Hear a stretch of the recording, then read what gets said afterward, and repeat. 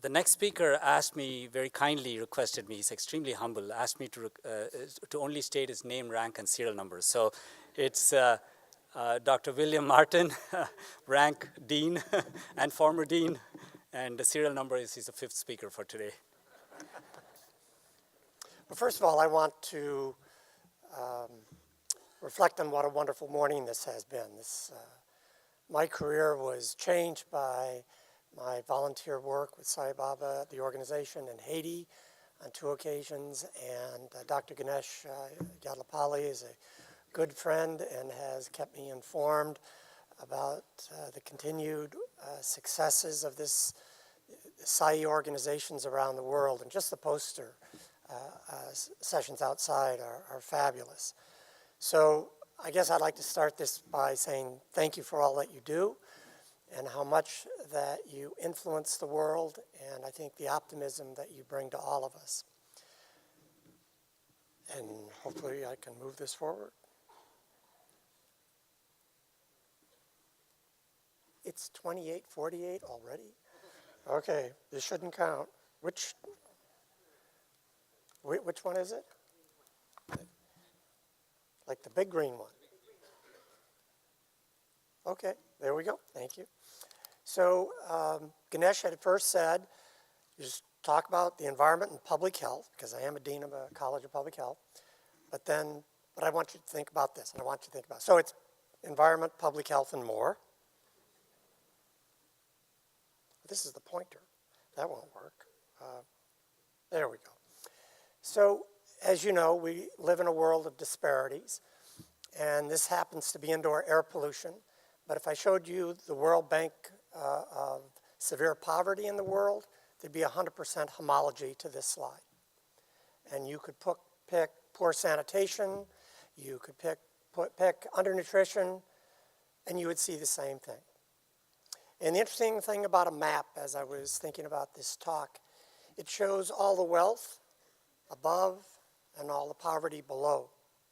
But maps were created by Europeans and cartographers who were in wealthy countries. And I think we should be showing the world the other way around. Maybe it would influence us. So my talk has 4 key points. 1, thanking the organization, thanking Ganesh. I want to emphasize the value of understanding the global burden of disease. It's been mentioned a couple times, but I'll emphasize that.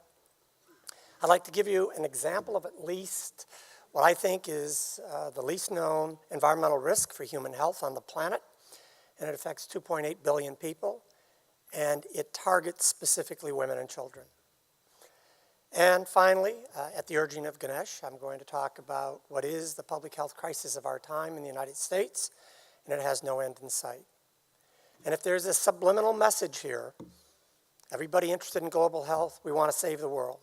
If you're going to do that, I'd start by saving the women and children. So this is part of my thank you. This was January 12, 2010. I think everybody who served in Haiti recalls this event. This is what I was part of week 6 team, and this is what Port-au-Prince looked like. This is in front of the St. Alexander Church where the clinic was. You can see the tents from China on the left. Krish, where are you? This is his pharmacy. It's unbelievable the job he did setting that up. But we were seeing about 300 to 400 patients a day. This is the week 6 team and the Haitian volunteers. And the amazing gentleman, Ronnie Joseph. And you can see below the Sri Sathya Sai Baba of the Dominican Republic. But Ronnie opened his home and was the most generous person I think I've ever met in my life. And he was living in Miami. He was coming back. I was there in August. I remember getting out of the car, and he didn't know I was going to be there, and he remembered my name, and I'm thinking, how is that possible? There must have been 600 people. So this organization has left an imprint on me personally. But the talk's going to be about disparities. This is from last week's Economist. If you're interested in global health, you should pick up the Economist. It tells you a lot that won't be in the health literature. This is pointing out the obvious, that 1990, in terms of disparities, in terms of developing countries, and I prefer the term low-income countries, infectious disease was the burden of disease. That shifted in the late 1990s, 2000, but it's amazing to think that 70% of the global burden of disease is going to be chronic disease, non-communicable disease, and we have to be thinking of that at this point in time. So I'm sorry, this is it's not a terrific slide for this purpose, but it's divided by low income, and it goes all the way to high income countries. And the message here, the blue is all the communicable diseases. But you can see by the time you come down here, it's quite different. And the very first thing up here is lower respiratory infections, acute pneumonia. That's the #1 killer of children under the age of 5. But you can see that it becomes less and less important as you become wealthier. The other thing I want to emphasize is the global burden of disease as it is done today is very different than it has been done by the prior 25 years. So up until 2012, it was done by the World Health Organization, involving hundreds of people and a consensus process that took years. But it was repetitive, it was time consuming, but it was very useful because you could compare apples to apples to apples. It's important to understand that in 2013, the authority to do the Global Burden of Disease report transferred from the WHO in this somewhat clumsy system to the Institute for Health Metrics and Evaluation at the University of Washington. This is now big data. And you have to understand the algorithms, and there are very few people who do, and they don't explain them very well. But the hope now is that you might be able to get the Global Burden of Disease report on almost a daily basis. It isn't there yet, but that is the dream. And the other thing, it should be accessible to everyone. If it's only accessible to academics, it's not doing its job. So this is now Gates funded. It has the resources, it has the talent, and it's changing each and every year. But be aware that when you look at the Global Burden of Disease report today, you can't compare it to the last WHO report in 2012. They're different models, different methodologies. But I love the title. And what is the global burden of disease? Everyone all over the world deserves to live a long life in full health. Sounds like a Swami. The Global Burden of Disease study measures what prevents us from achieving that goal. That's what it is. So this is Nigeria. I'm not going to spend time going to the link, but you can scroll over Nigeria for under 5 mortality. That's what you're looking at right here. But if you can look right here, I forget the name of the state. This is per 1,000 live births. That's how the data is expressed. And in the year 2000, in that particular state, it was 320. Almost 30% of the children die in that state in Nigeria. And it's getting better, as you can see, but it's still around 200. So this type of data you should have for every country in the world. In the United States, we should have it for every county in every state. I just want to quickly go. Here are the traditional risks, and these are the low-income countries. Here are the modern risks. You can see tobacco, physical activity, inactivity, overweight. And I'm going to talk a little about each one. So someone's already mentioned the OECD. This is the Obesity Report of 2017, and I fear it is going to conflict with Dr. Mohan. But this is obesity, not diabetes.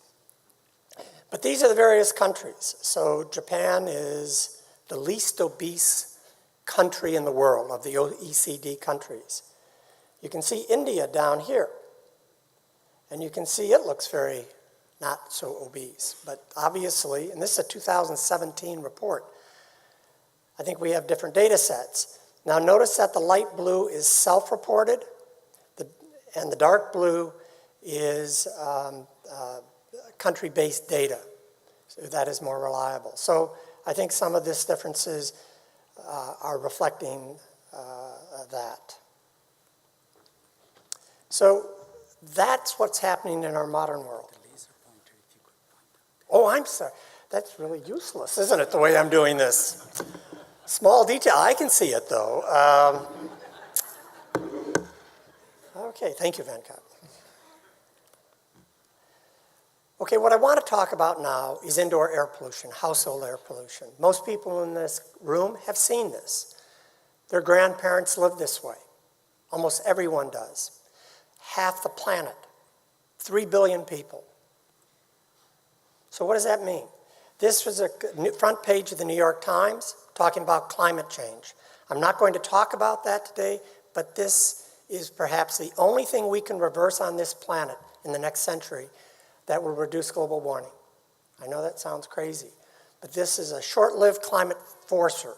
It's black soot. It goes up in the air, it comes down.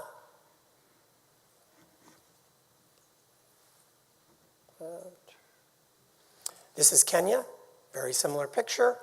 You can see a child on the back of the woman, and that baby was breathing that smoke in utero. This is one of the consequences is that you have to go out and get fuel every day. It's typically women and young girls who are doing this, and that's a real challenge. In some parts of the world, Darfur, you have to walk 6-7 miles because all the trees have been cut down. So what happens? There's violence to women and girls during fuel gathering, and it's due to wild dogs, snakes, scorpions, but as pointed out by Erin Patrick at a meeting at the UN that I shared with her, there's nothing worse than men. And in this context, I think it's important to also understand that the consequence of cutting down trees for fuel, as occurs in Haiti, is that there are no trees. So those of us who have served in Haiti during rainstorms, the streets become rivers. There are no trees to hold back the water. This is the Dominican Republic. They've had a good forestry management system for decades. And this was, I took this picture. It was flying over from the Virgin Islands.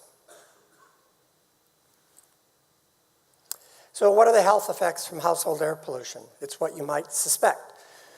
Those babies have low birth weight, high perinatal morbidity and mortality, and there's now recent data on sepsis.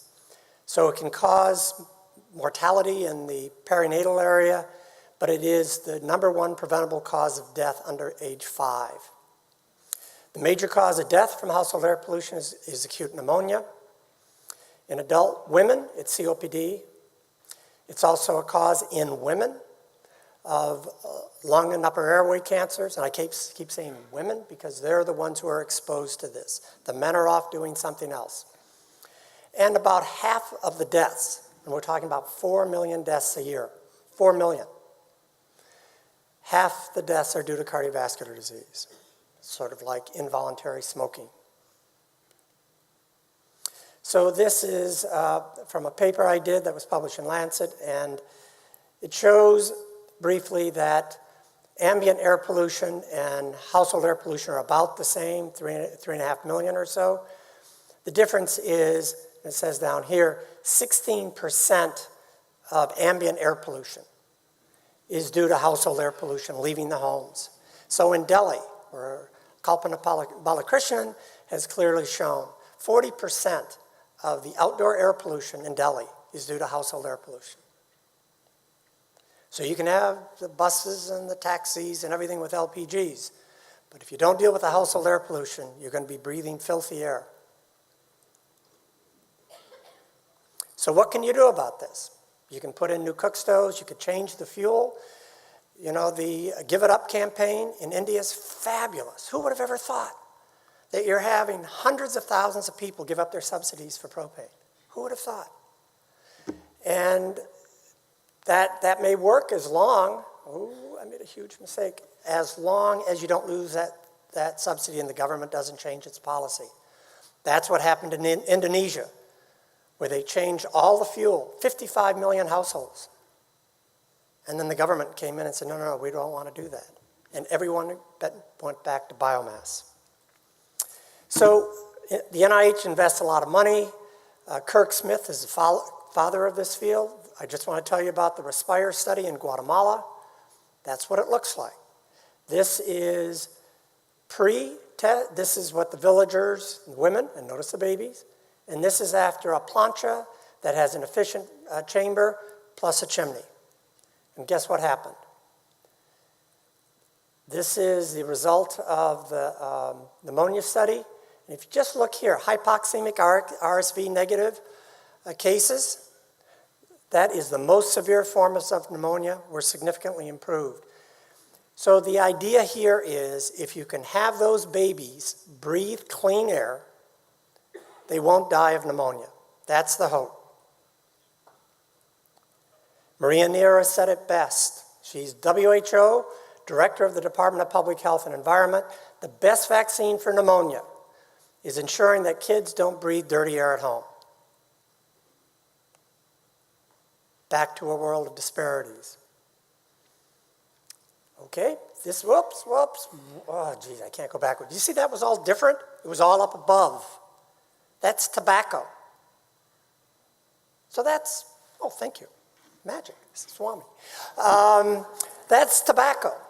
But there are other modern risks, and that's what I'm going to talk about. This is what is plaguing the state of Ohio. We have the highest number of drug overdose deaths in the United States. This is the national figure. Back in, I think this is, I don't know, somebody can tell me, 99, 17,000 deaths. Already, 15 years. Look at this racing up here. 59,000 in this past year. That is more deaths than the total U.S. military deaths in Vietnam from 1964 to 1975. That was 58,200. And guess what? This isn't going down. This isn't plateauing. This is becoming logarithmic. And it's not just Ohio. This is a U.S. map. You can see where Ohio is blessed by being in this 5-state area of Pennsylvania, West Virginia, Kentucky, and Tennessee. But you can see there's a 5-state quadrant up here of Maine, New Hampshire, Massachusetts, Connecticut, and Rhode Island. And then you can see out here, why Ohio? Well, there are only 2 distribution points in the United States for black tar heroin from Mexico. Los Angeles and Columbus, Ohio. This is a business. If you haven't read Dreamland by Sam Quinones, he's a LA Times journalist, it's fabulous. And it tells you this whole complicated story of why that particular area is inundated with heroin and overdose deaths. But the world's changing. So in Ohio, we led the nation with 3,100 deaths in 2015. We're at 4,100. This was reported in May.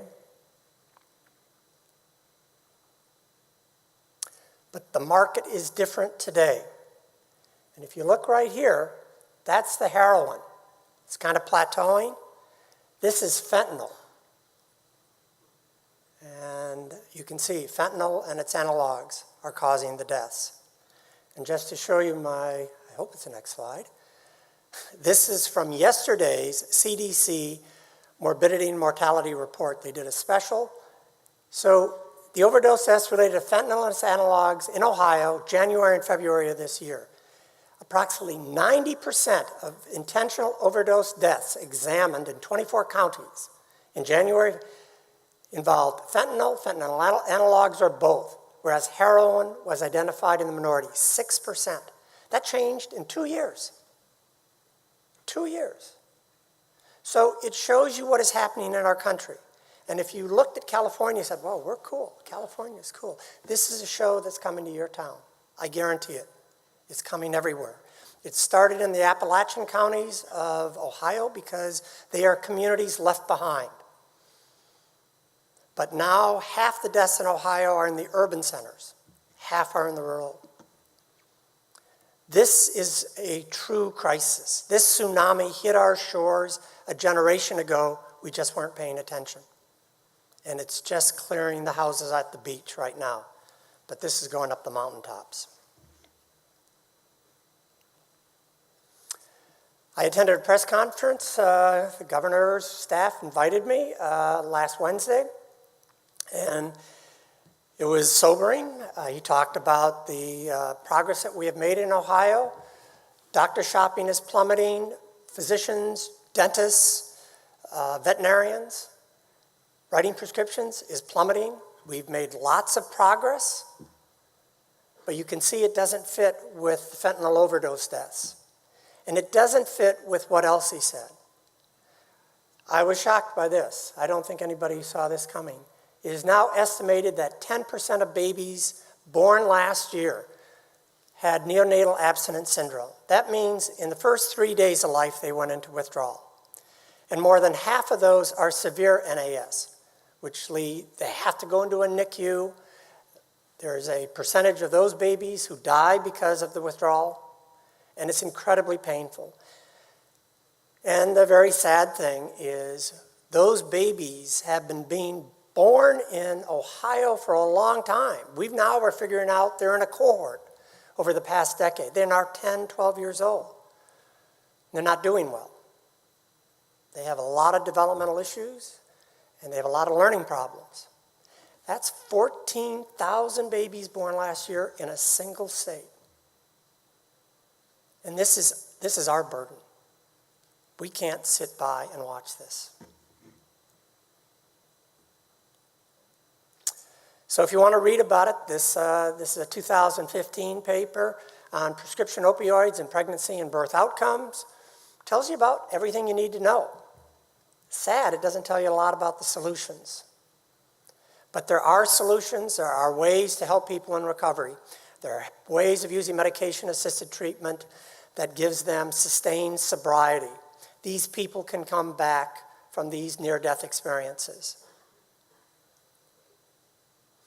Sometimes art tells us what nothing else does tell us, and this is Ketakovitz. A group of women in the 19th century changed the world. They were artists, they had been excluded, probably for hundreds of years, but Ketakovitz was going blind, and she started the entire field of gigantism.